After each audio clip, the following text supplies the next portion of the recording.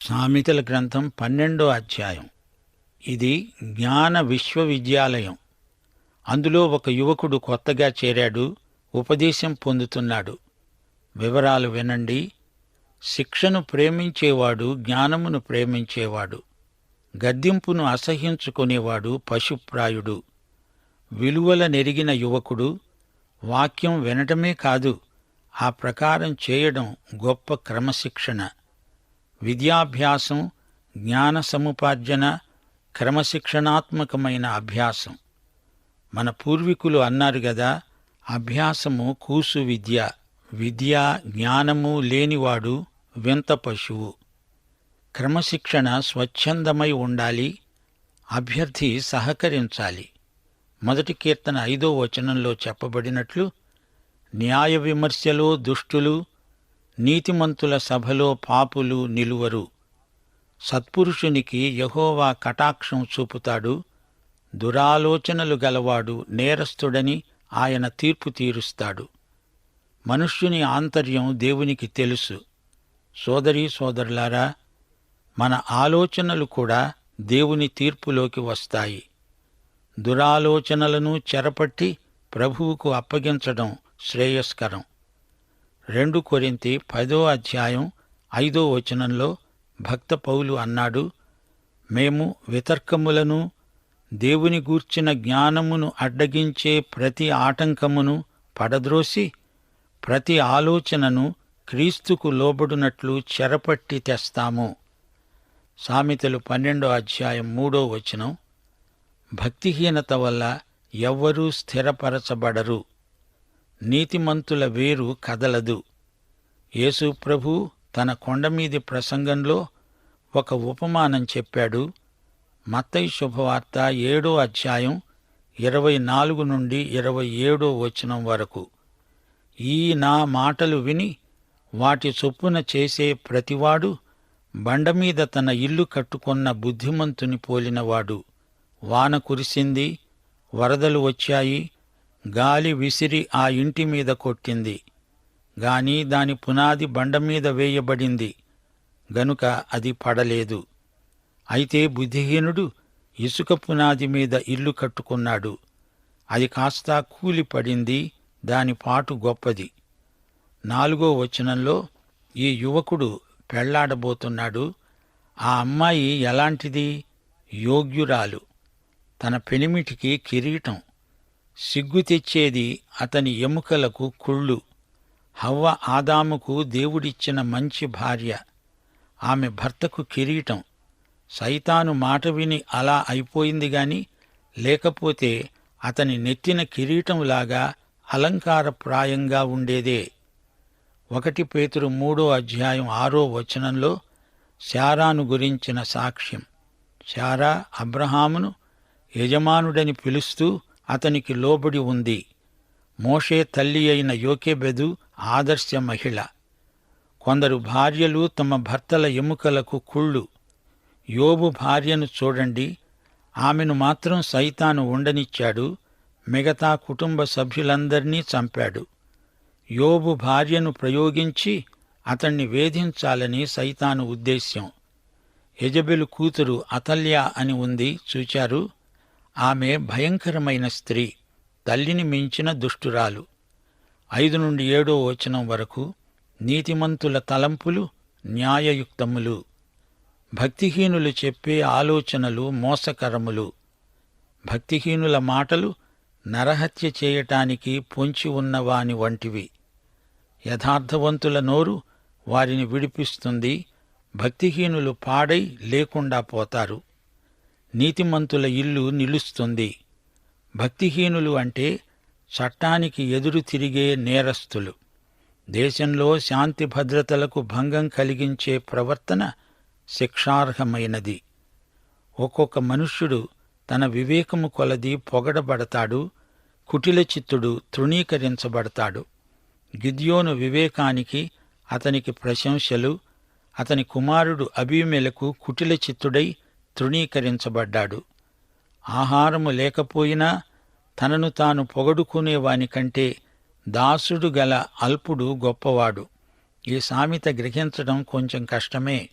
దీని అసలు అర్థమేమిటంటే, అతడు బీదవాడే అనుకోండి, అతని అక్కరలు తీరుతున్నాయంటే అతడు దాసదాసీ జనముతో ఆడంబరంగా ఉన్నవానికంటే గొప్పవాడని చెప్పవచ్చు. పైకి పటారం, లోపల లొటారం. ఇంట్లో ఈగల మోత, బయట పల్లకీల మోత. నీతిమంతుడు పశువుల ప్రాణాన్ని దయతో చూస్తాడు. భక్తిహీనుల వాత్సల్యము క్రూరత్వమే. చూచారా, జంతువులను క్రూరంగా హింసించకూడదు, చిత్రవధ చేయకూడదు. సోదరీ సోదరులారా, మన ప్రభువైన యేసు జంతువుల పట్ల కూడా ఎంతో దయ చూపాడు. ఆయనకు స్వారీ చేయడానికి ఒక గాడిద కావలసి వచ్చింది. అయితే గాడిదను దాని పిల్లను విడదీయడం ఇష్టం లేక ప్రభువు తల్లిగాడిదను పిల్లగాడిదను కూడా తెమ్మన్నాడు.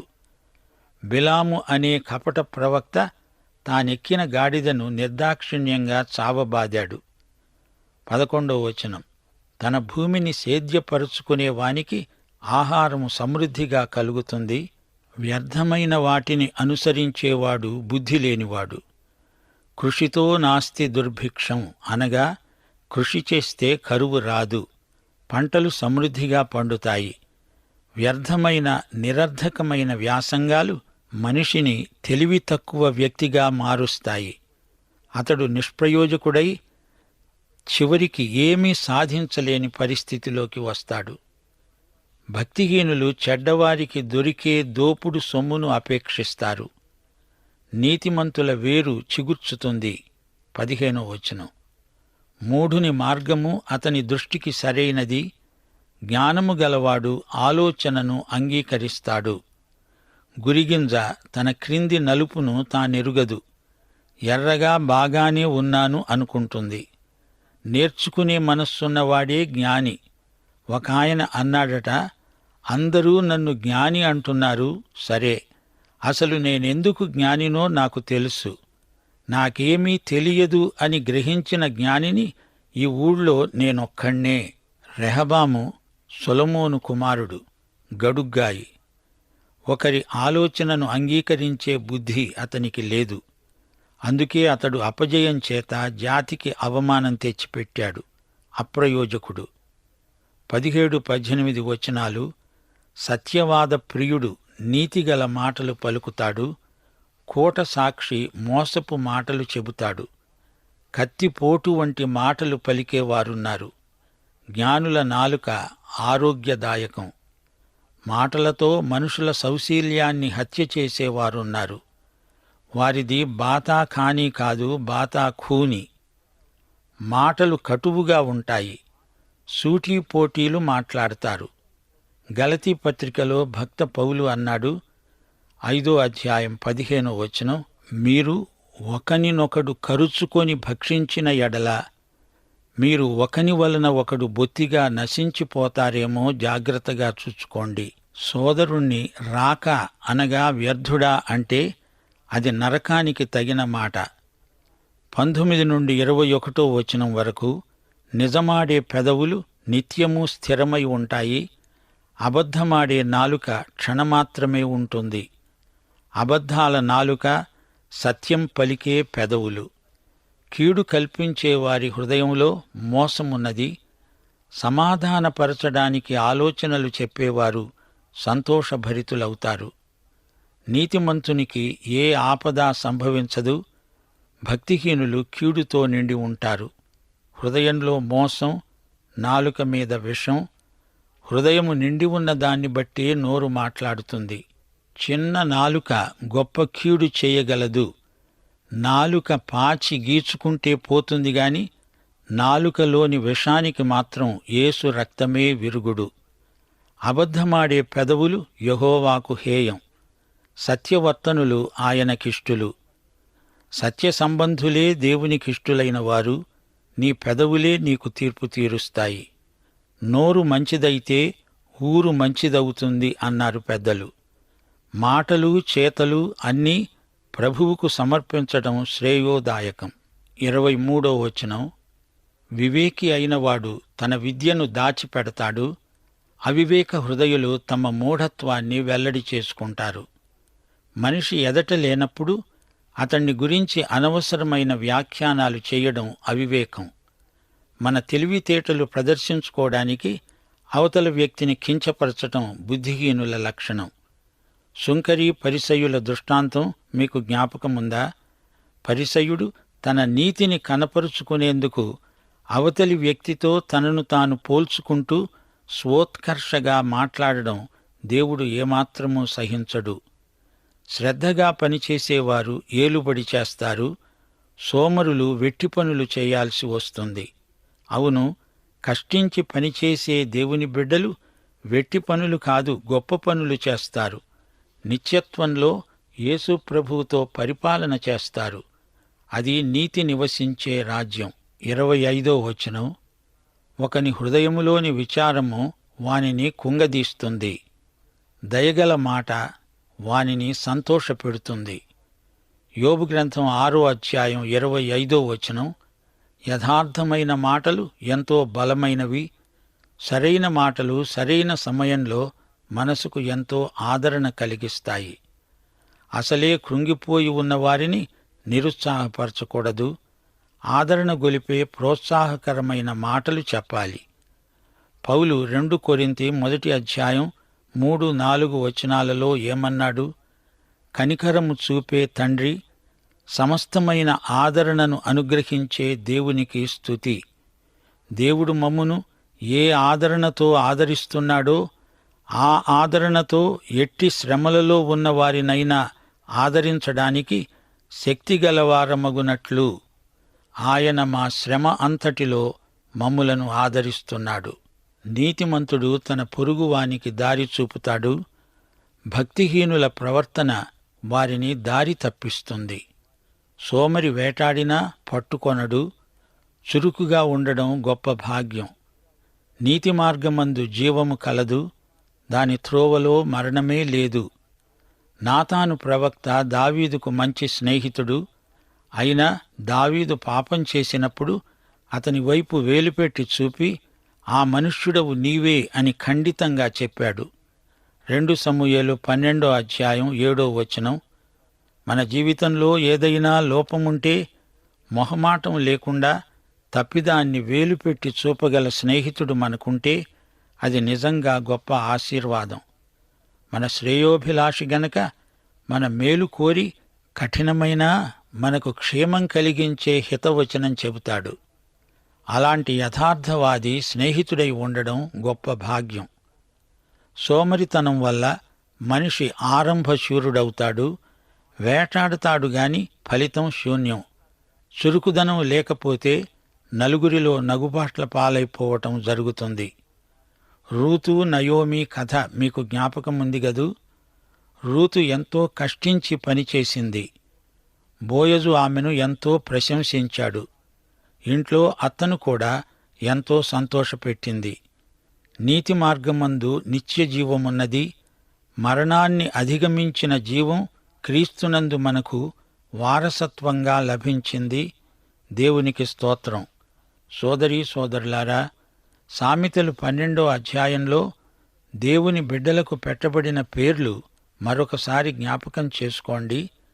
జ్ఞాని, సత్పురుషుడు, నీతిమంతుడు, యథార్థవంతుడు, గొప్పవాడు, వివేకి, సత్యవాద క్రియాశీలుడు, సత్యవర్తనుడు, చురుకైనవాడు, క్రీస్తునందున్న విశ్వాసులకు వర్తించే పేర్లే ఇవన్నీ. అయితే క్రీస్తుకు బయట ఉన్నవారికి, రక్షణ లేని లౌకిక ప్రజలకు ఎలాంటి పేర్లున్నాయి? పశుప్రాయుడు, దురాలోచనాపరుడు, భక్తిహీనుడు, కుటిల చిత్తుడు, బుద్ధిలేనివాడు, మూఢుడు, కూటసాక్షి, సోమరి, అవివేకి. దేవుని బిడ్డ క్రమశిక్షితుడు. ఎల్లప్పుడూ నేర్చుకోవాలని తాపత్రయపడతాడు. అదే అతనిలో ఉన్న ప్రత్యేకత. క్రమశిక్షణ ద్వారా జ్ఞాని యొక్క సౌశీల్యం మెరుగవుతుంది.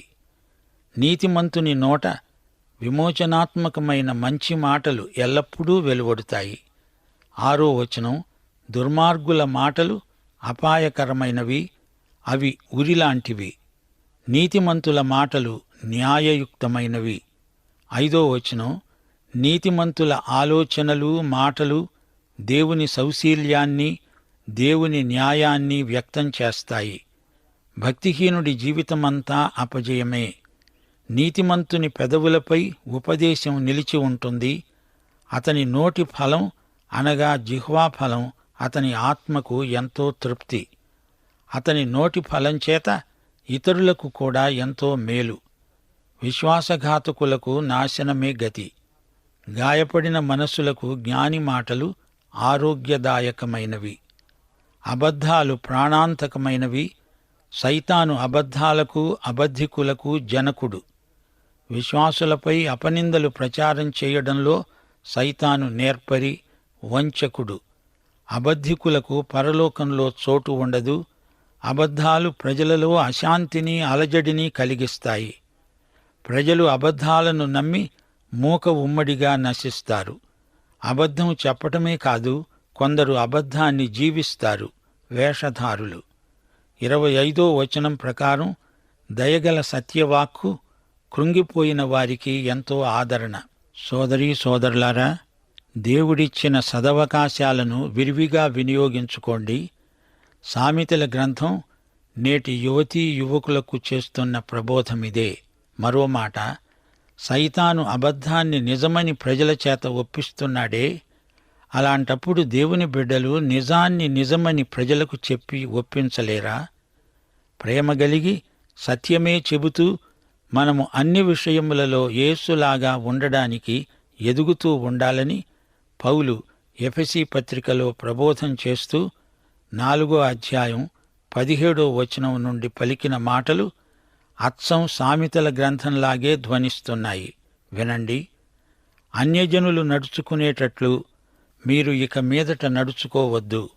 వారైతే అంధకారమైన మనస్సు గలవారై తమ హృదయ కాఠిన్యము వలన, తమలో ఉన్న అజ్ఞానము చేత దేవుని వలన కలిగే జీవములో నుండి వేరుపరచబడిన వారై తమ మనస్సునకు కలిగిన వ్యర్థతను అనుసరించి నడుచుకుంటున్నారు. వారు సిగ్గులేని వారై ఉండి నానావిధమైన అపవిత్రతను అత్యాశతో జరిగించటానికి తమను తామే కాముకత్వానికి అప్పగించుకున్నారు. మునుపటి ప్రవర్తన విషయములోనైతే మోసకరమైన దురాశల వలన చెడిపోయే మీ ప్రాచీన స్వభావమును వదులుకొని మీ చిత్తవృత్తి యందు నూతనపరచబడిన వారై నీతి యథార్థమైన భక్తి గలవారై దేవుని పోలికగా సృష్టించబడిన నవీన స్వభావమును ధరించుకోవాలి. మనము ఒకరికి ఒకరము అవయవములమై ఉన్నాము గనుక మీరు అబద్ధమాడడం మాని ప్రతివాడు తన పొరుగువానితో సత్యమే మాట్లాడాలి. కోపపడండి గాని పాపము చేయకండి. సూర్యుడు అస్తమించే వరకు మీ కోపము నిలిచి ఉండకూడదు. అపవాదికి చోటియ్యకండి. దొంగిలేవాడు ఇక మీదట దొంగిలక అక్కరగలవానికి పంచిపెట్టడానికి వీలు కలిగే నిమిత్తము తన చేతులతో మంచి పని చేస్తూ కష్టపడాలి. వినేవానికి మేలు కలిగేటట్లు అవసరాన్ని బట్టి క్షేమాభివృద్ధికరమైన అనుకూల వచనమే పలకండి గాని దుర్భాష ఏదైనా మీ నోట రానియ్యకండి. దేవుని పరిశుద్ధాత్మను దుఃఖపరచకండి. విమోచన దినము వరకు ఆయన యందు మీరు ముద్రించబడి ఉన్నారు. సమస్తమైన ద్వేషము, కోపము, క్రోధము, అల్లరి, దూషణ, సకలమైన దుష్టత్వము మీరు విసర్జించండి. ఒకరి ఎడల ఒకరు దయగలిగి కరుణాహృదయులై క్రీస్తునందు దేవుడు మిమ్ములను క్షమించిన ప్రకారము మీరును ఒకరిని ఒకరు క్షమించండి. సోదరీ సోదరులారా, సామెతల గ్రంథంలోని జ్ఞానోక్తుల సారాంశ సందేశం ఇదే. విశ్వాసి ప్రవర్తన అన్యులకు భిన్నంగా ఉండాలి. ప్రత్యేకతను విశ్వాసులు ఎట్టి పరిస్థితిలోనూ కోల్పోకూడదు. భక్తిహీనుల వలె బ్రతకకూడదు. విశ్వాసి క్రీస్తుతో నడుస్తూ క్రీస్తు గుణాలను, లక్షణాలను అనుదినము అలవరుచుకుంటూ ఉండాలి. ప్రాచీన పురుషుణ్ణి విడిచిపెట్టాలి. చిత్తవృత్తి యందు దినదినము నూతనపరచబడుతూ ఉండాలి. నూతన పురుషుణ్ణి ధరించుకోవాలి. బయట ఎన్ని వేషాలు వేసి ఏం ప్రయోజనమూ ఉండదు. అంతరంగం మారాలి. ఈ కొత్త స్వభావం ఇచ్చేవాడు యేసు ప్రభువే. 2 కొరింథీ 5:17 భక్త పౌలు అన్నాడు, ఎవడైనను క్రీస్తునందున్న ఎడల అతడు నూతన సృష్టి, సమస్తము కొత్తవే అవుతాయి. ప్రభు అయిన యేసుక్రీస్తు వారి కృప, తండ్రి అయిన దేవుని ప్రేమ, పరిశుద్ధాత్మ యొక్క అన్యోన్య సహవాసము మనకు సదాకాలము తోడై ఉండునుగాక. ఆమేన్.